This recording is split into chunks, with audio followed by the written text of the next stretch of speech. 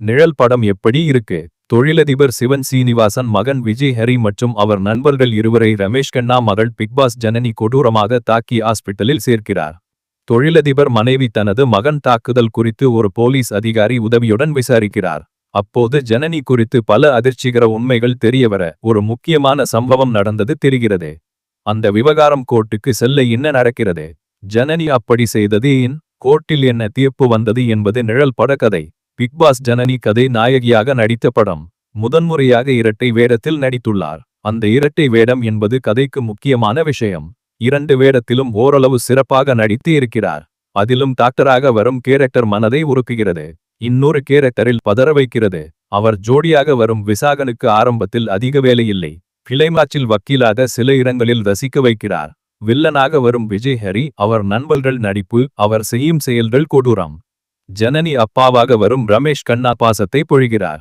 Villain அம்மா serial வெள்ளி மாதிரி வந்து போகிறார். இயக்குனர் சீரியலில் இருந்து சினிமாவுக்கு வந்ததால் கதையில் ஏகப்பட்ட சீரியல் ஆர்டிஸ்ட். அபிஷேக், சபீதா ஆனந்த், சிவன் சீனிவாசன் என ஏகப்பட்ட பேர் இருக்கிறார்கள்.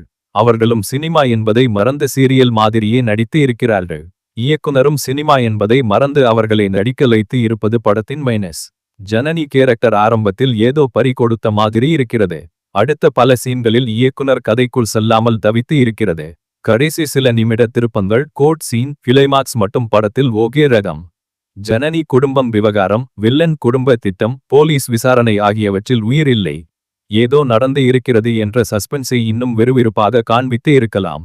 சீரியஸ் ஆன கதை என்பதால் ஆடல், பாடல், காமெடி இல்லை.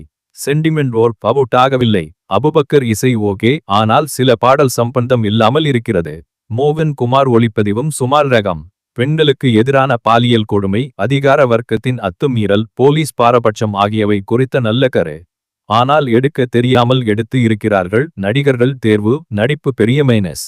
இப்படி பல கதைகள் வந்துள்ளது. நிழல் படத்தில் புதுசா எதுவும் இல்லை. பெண்கள் மீதான தாக்குதலுக்கு கடும் தண்டனை வேண்டும். சட்டத்தின் பிடியில் இருந்து சம்பந்தப்பட்டவர்கள் தப்பித்தாலும் அவர்களுக்கு தண்டனை தரப்பட வேண்டும் என்ற கரு மட்டும் மனதில் நிற்கிறது. நிழல் ஜனனி இரட்டை வேடத்தில் நடித்திருக்கிறார் என்பதை தவிர வேறு பிளஸ் இல்லை. ஜூன் 12, 2026 இல் வெளியான இப்படம் 1 மணி நேரம் 41 நிமிடம் ஓடக்கூடியது.